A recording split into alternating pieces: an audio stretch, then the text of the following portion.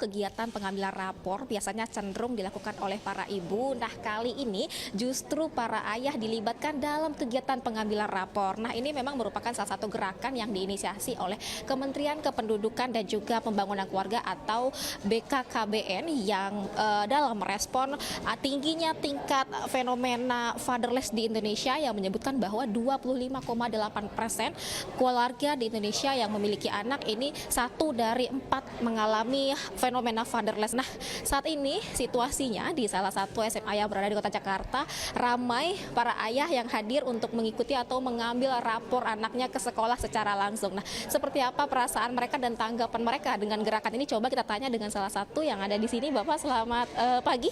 Oke, Bapak dengan Bapak siapa ini? Saya Adit. Oke, Pak Adit ini kebetulan ambil rapor anaknya langsung ke sekolah. Ini kalau kerjanya gimana nih? Cuti, izin atau seperti apa, Pak? Cuti juga sih ya, karena ya mau nggak mau gitu ya, harus menemani anak gitu ya. Pak Adit menilai kegiatan ini seperti apa nih, Pak? Perasaan Bapak juga ikut terlibat lebih jauh begitu ya, Pak, dalam pendidikan anak seperti apa nih, Pak? Ya, saya menilai sangat positif ya program ini ya. Jadi nggak hanya ibu aja yang tahu bagaimana perkembangan anak, tapi ayah juga rasanya juga harus tahu ya untuk bagaimana perkembangan anak itu di sisi mental maupun fisiknya dan tentu akademiknya gitu. Oke, baik Pak Adit. Terima kasih Pak Adit waktunya. Ya, pemirsa, ternyata memang gerakan ini disambut baik, disambut antusias nih oleh para ayah yang mereka ikut terlibat lebih jauh dalam kegiatan pengambilan rapor ini. Karena memang peran ayah ternyata sangat penting nih untuk perkembangan anak-anaknya, baik itu dari sisi mental maupun juga kepercayaan diri anak agar lebih berprestasi dalam dunia pendidikan. Dari Jakarta, Hadisti Arifah, Sutrisno, iNews melaporkan. Sebanyak 119 juta orang di seluruh Indonesia akan bepergian selama periode libur Natal dan Tahun Baru. Sementara puncak mudik diperkirakan terjadi pada 24 Desember 2025.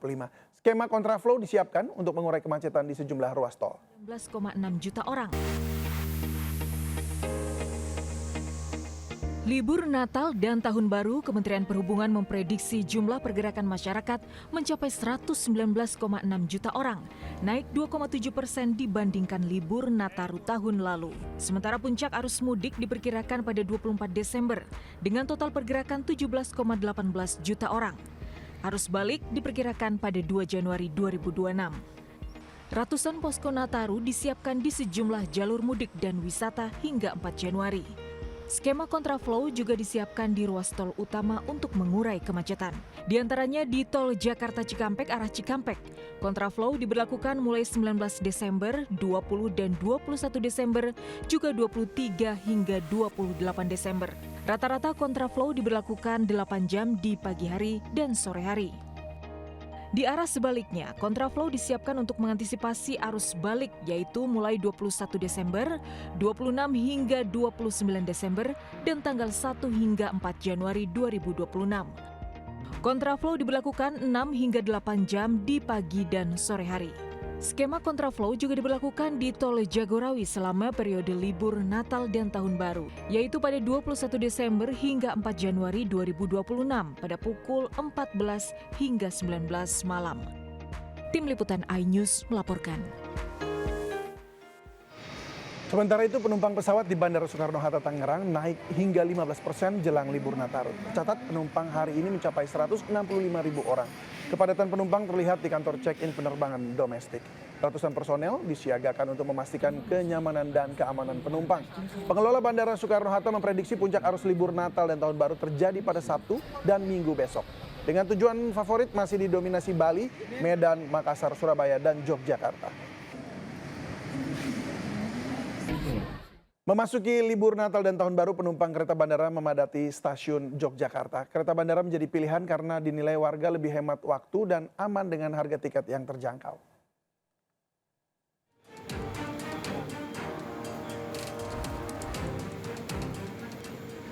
Ratusan penumpang kereta bandara memadati stasiun Yogyakarta pada hari pertama dimulainya masa angkutan libur Natal dan Tahun Baru.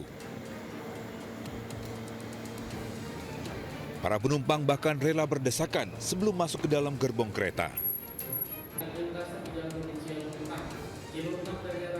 Selama masa angkutan Nataru, operasional kereta bandara di area Yogyakarta melayani total 50 perjalanan setiap harinya dengan rata-rata penumpang diperkirakan mencapai 9 hingga 11 ribu. Para penumpang juga memilih menggunakan kereta bandara karena dinilai lebih cepat dan aman dengan harga tiket yang terjangkau. Sementara itu selama 18 harian masa angkutan libur Natal dan Tahun Baru, kereta bandara menyediakan 216.000 kapasitas tempat duduk dari 24 perjalanan KA-YAIA PSO dan 26 perjalanan KA-YAIA Express. Dari Yogyakarta, Gunanto Farhan, iNews melaporkan. Cuaca buruk menerjang dermaga Merak hingga menyebabkan operasional penyeberangan terganggu di Merak, Cilegon, Banten. Pihak pelabuhan pun saat ini masih membatasi operasional kapal penyeberangan demi keselamatan selama cuaca buruk terjadi.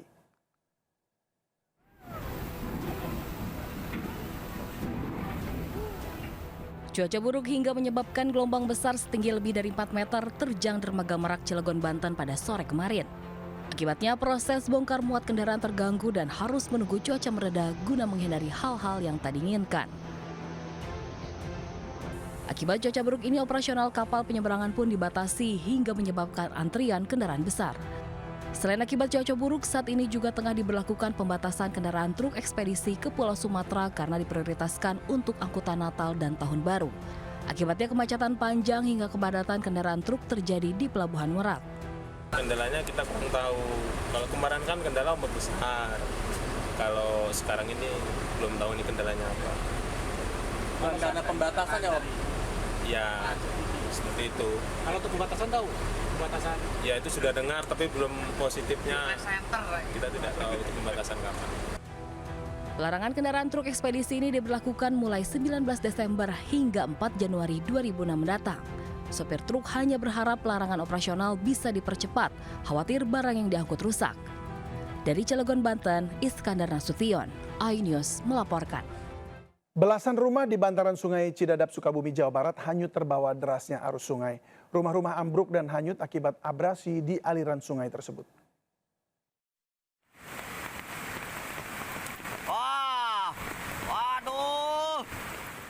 Kamera ponsel seorang warga merekam detik-detik rumah yang berada di pinggiran Sungai Cidadap, Sukabumi ambruk dan terbawa arus. 11 rumah hanyut terbawa derasnya aliran sungai, sementara puluhan rumah yang dihuni 160 kepala keluarga rusak berat serta terancam ambruk. Pengikisan tanah terjadi akibat luapan sungai setelah hujan deras mengguyur wilayah ini sejak pekan lalu. Abrasi sungai masih terus terjadi. Akibatnya aliran sungai semakin melebar dan mendekati permukiman. 400 jiwa yang kini berada di Kampung Cisarua bahkan terisolir karena akses jembatan hanyut disapu luapan sungai.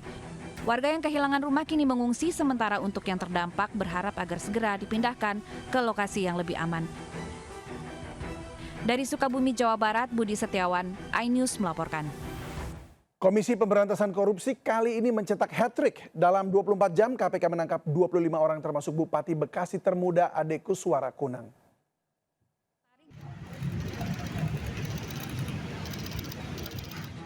Komisi Pemberantasan Korupsi atau KPK berupaya menunjukkan tariknya di penghujung tahun 2025. Pada operasi tangkap tangan atau OTT tanggal 17 Desember lalu, KPK berhasil menangkap 25 orang dalam 24 jam dari 3 wilayah. Pada OTT pertama di Banten dan Jakarta, tim berhasil menangkap 9 orang termasuk 1 orang jaksa dan 2 pengacara. Di hari yang sama, 10 orang ditangkap saat OTT di Kabupaten Bekasi. Sementara di Kalimantan Selatan, 6 orang ditangkap sehingga total seluruh OTT berjumlah 25 orang. Sorotan utama pada rangkaian OTT kali ini adalah penangkapan Bupati Bekasi Ade Kuswara Kunang. Namun hingga kini KPK belum menentukan status Bupati Ade Kuswara. Ade Kuswara Kunang lahir di Bekasi tahun 1993. Ia menjadi Bupati Bekasi termuda yang terjerat OTT KPK dengan harta kekayaan menembus 79 miliar rupiah. Tim Liputan iNews melaporkan. Usai dipindahkan sejak Sabtu 13 Desember lalu, aktor Ahmad Zoni yang juga terdakwa kasus narkoba memulai persidangannya secara langsung di Pengadilan Negeri Jakarta Pusat. Dan momen ini juga dijadikannya sebagai pertemuan beserta keluarga dan kerabat.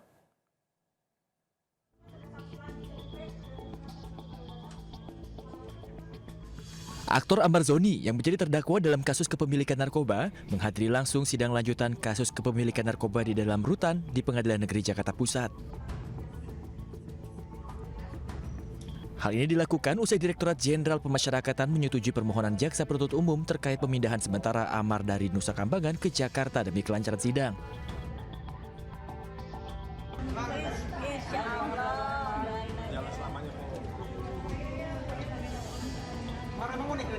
Amar hadir terlihat bahagia melihat keluarga dan kerabatnya yang telah lama tak dijumpainya. Bersanding dengan 4 terdakwa lainnya, Amar nampak mengikuti jalannya sidang dengan seksama. Dalam proses tanya jawab, Amar menyatakan pengakuannya sebelumnya berdasarkan tekanan. Sebelumnya, Amarzoni didakwa menjual narkotika jenis sabu di Rutan Salemba, Jakarta Pusat. Amarzoni menerima sabu tersebut dari seseorang bernama Andre yang kemudian dijual dan diedarkannya di dalam rutan. Dari Jakarta, Tim Liputan A News melaporkan.